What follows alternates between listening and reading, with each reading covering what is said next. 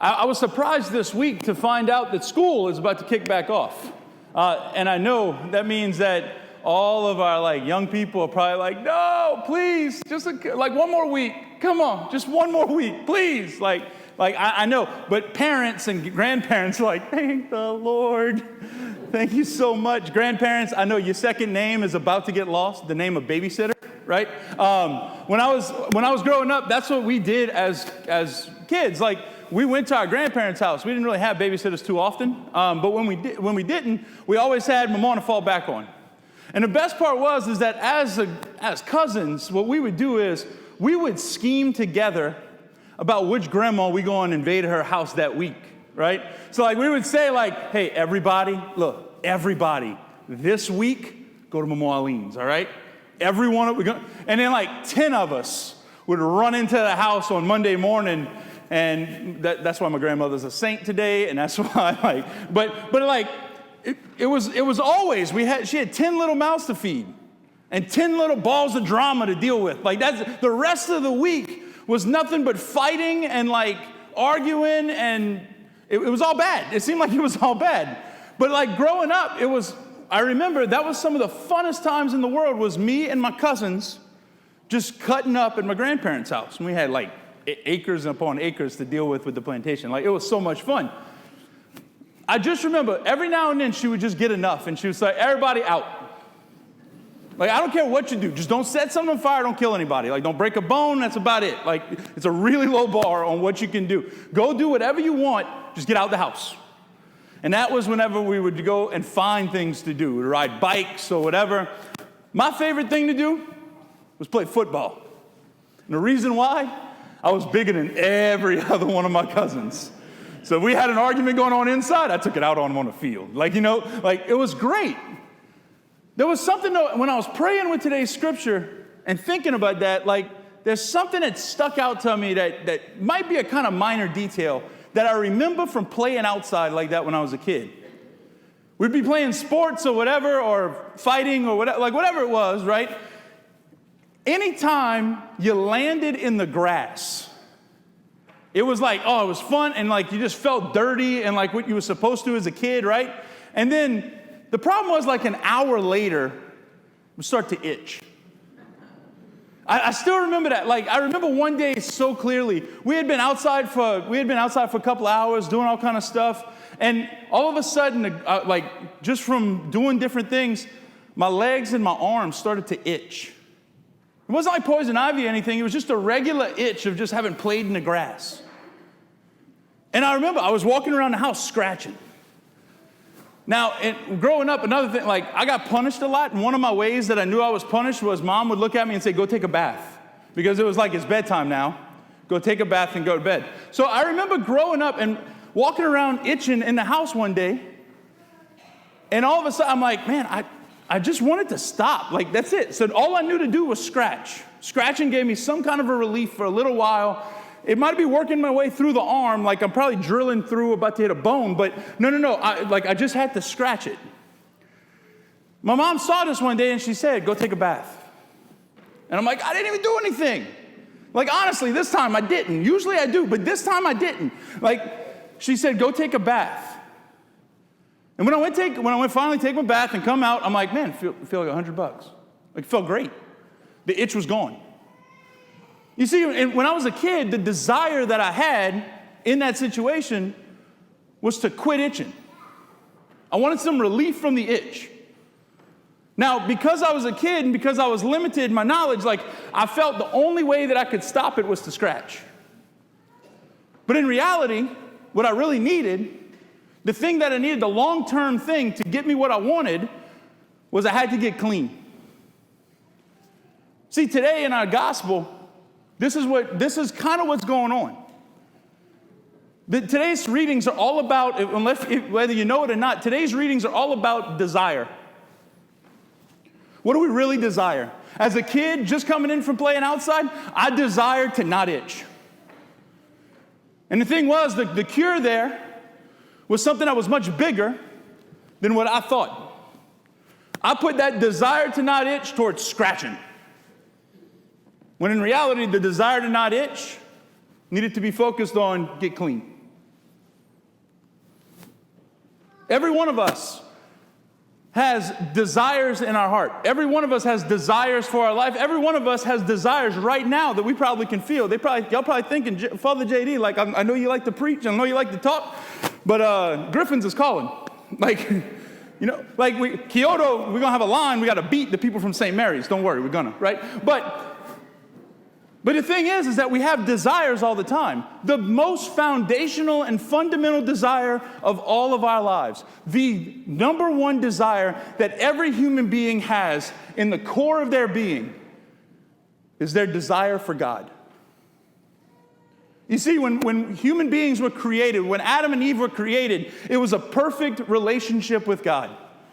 It was bliss. Eve, Adam, they were in the Garden of Eden and everything was perfect.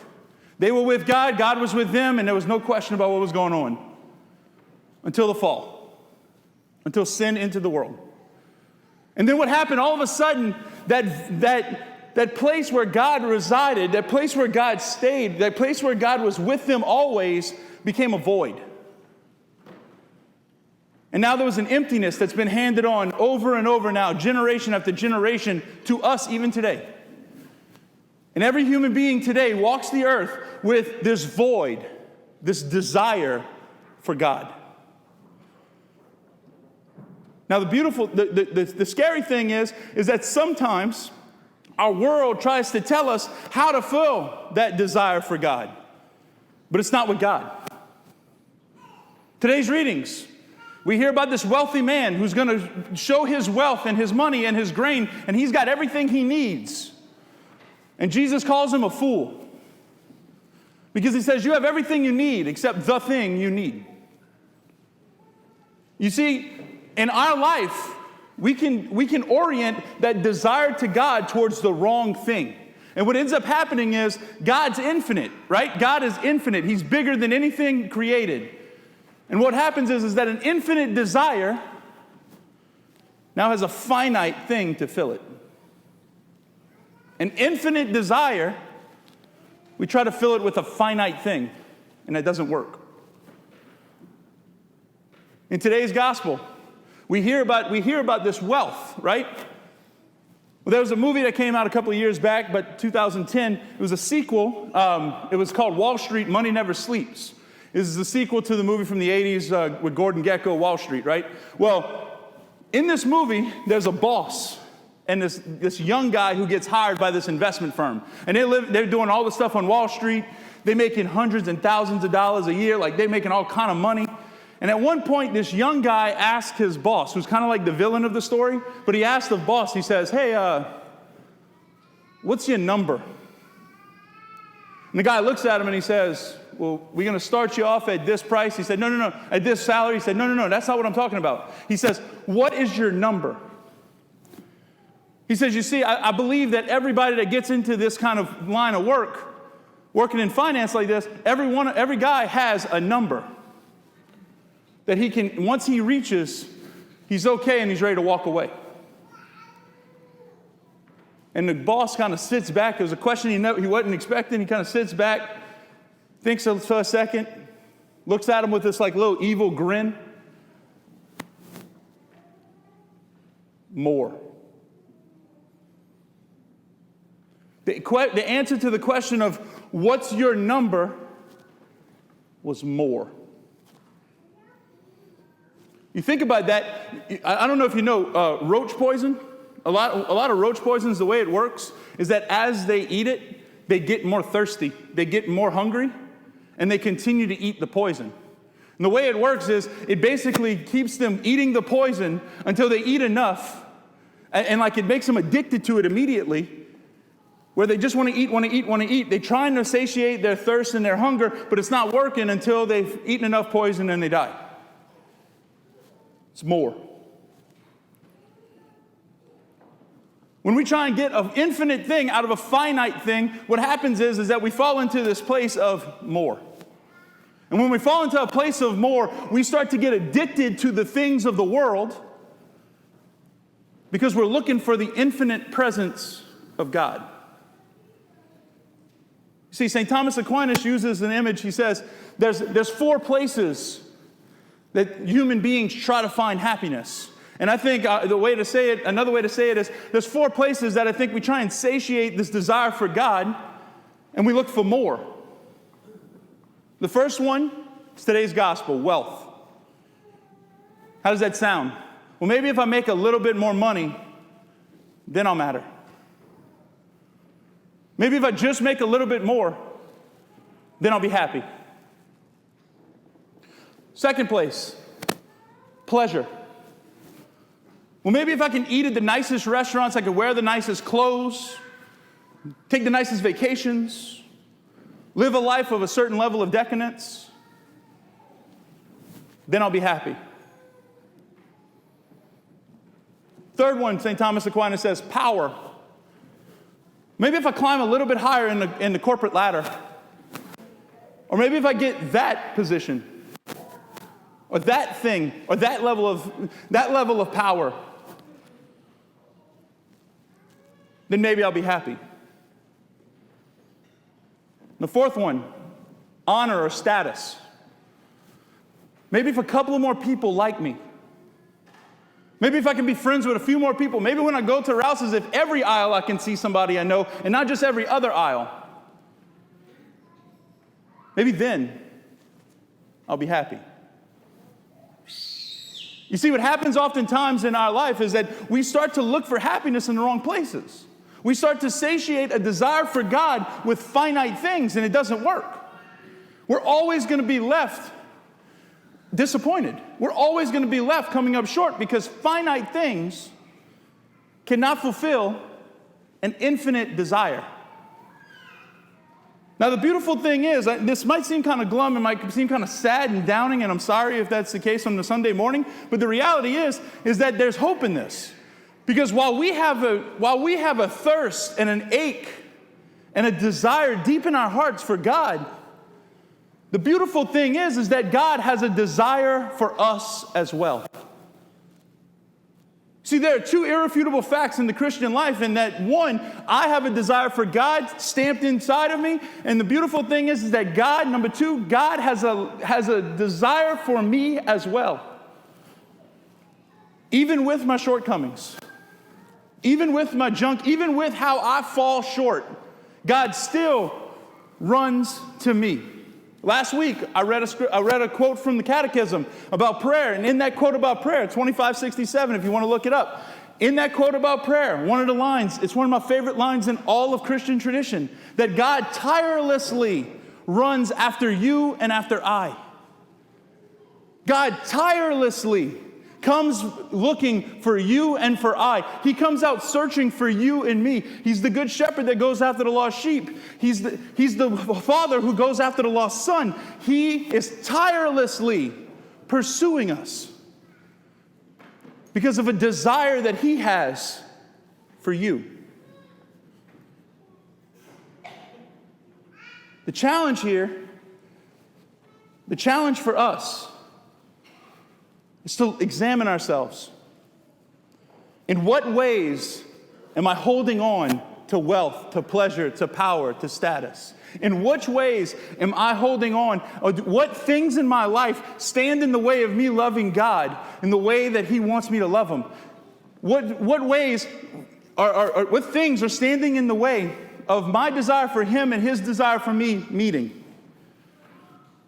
If we want to love the Lord like we're supposed, if we want to love God, love the Father like we're supposed to, we need to look like the cross.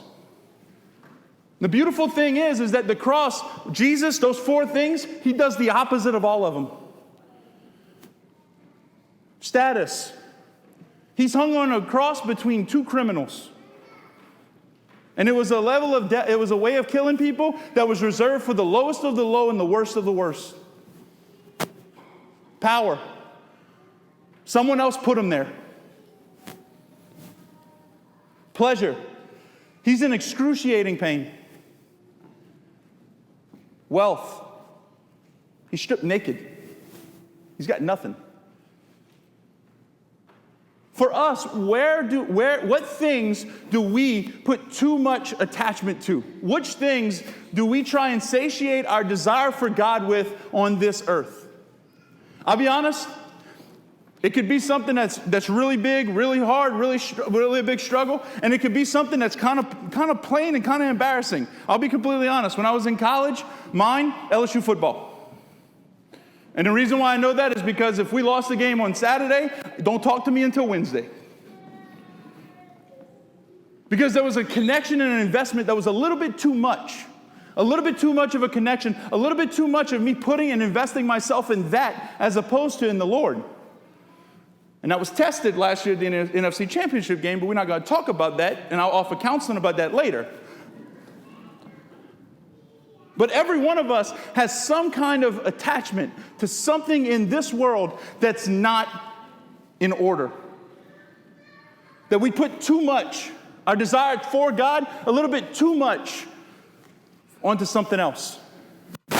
Beautiful thing is that today God is going to again do what he's done over and over and continue to show us his promise that he wants to show, like he wants to prove to you that he desires you. Because in a few minutes, when I say the words, standing at the altar, God's going to show up again. He doesn't show up in some kind of fantastic, like some kind of fantasy kind of way or some kind of like lights and pyrotechnics, anything like that. He shows up humbly on the bread and wine, looking like that, tasting like that, but being himself to come and meet you. God takes the infinite step from heaven to earth to meet you. We take 10 steps to meet him. In our own life, what things are standing in the way of our desire for him and his desire for us meeting? Today, as we come to this Mass, as we come to celebrate and to receive him, may we let go of the things that stand in the way. May we examine ourselves, take a moment and look into our own hearts. What things, Lord, am I too attached to that get in the way of me loving you? Everything, as our first reading said, vanity of vanities, everything in this world is passing.